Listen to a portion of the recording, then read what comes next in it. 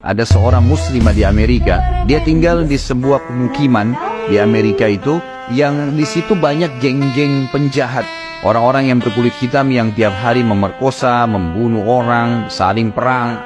Tapi dia nggak bisa apa-apa karena memang dia tinggal di wilayah situ bersama dengan orang tuanya. Tapi karena orang tuanya mendidiknya Islam, dia pakai jilbab. Setiap hari dia harus melewatin gang-gang orang-orang ini. Jadi dia berusaha supaya tiba di rumah sebelum terbenam matahari. Karena kalau sudah malam, sudah gelap, udah kumpul tuh geng-geng semua di situ.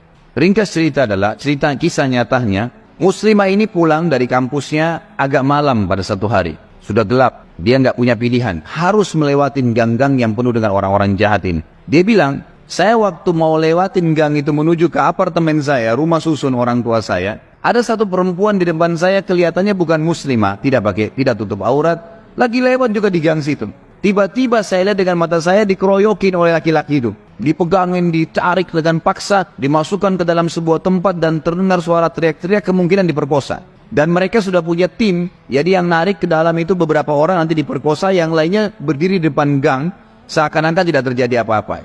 Nanti mereka gantian memerkosa orang, hampir tiap hari pekerjaan begitu. Maka muslimah ini mengatakan, saya lihat depan mata saya itu, tapi saya nggak bisa berhenti. Saya mau kemana? Mau ke kampus sudah tutup, mau ke tempat teman-temannya jauh, rumahnya tinggal beberapa langkah, harus dilewatin. Dia bilang, lalu saya berdoa kepada Allah, ya Allah, sebagaimana aku meyakini kamu ada, kamulah yang telah memerintahkan aku untuk menjaga kehormatanku, jagalah kehormatan ini. Dia bilang, lalu saya bertawakal, jalan aja sudah. Apa yang terjadi, terjadi, karena nggak ada opsi. Dia bilang, sementara saya lewat di depan mereka, geng-geng ini banyak orangnya, bukan 1-2 orang, banyak orang di situ. Mungkin lebih daripada 10 orang. Tidak satu pun yang mengganggu saya.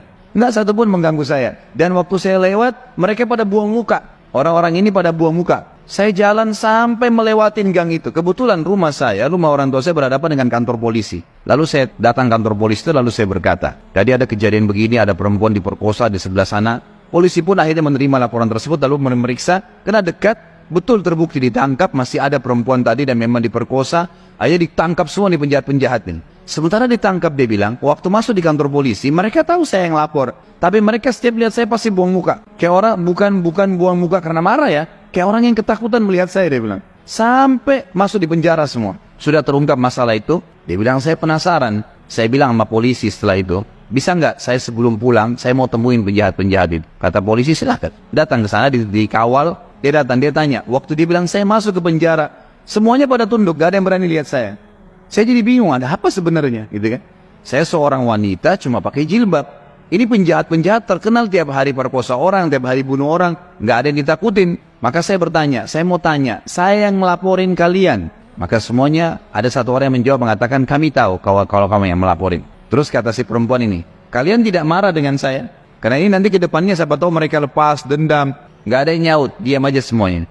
Terus dia bilang, saya mau tanya, kenapa waktu saya lewat tidak ada di antara kalian yang mengganggu saya? Saya ingin tahu, apa sebabnya? Ada satu orang, dia tidak angkat matanya ke arah perempuan, cuma dia tunduk, dia mengatakan, dari Anda lewatin gang, sampai sekarang, di belakang Anda banyak orang yang menggunakan baju-baju putih yang menemani Anda.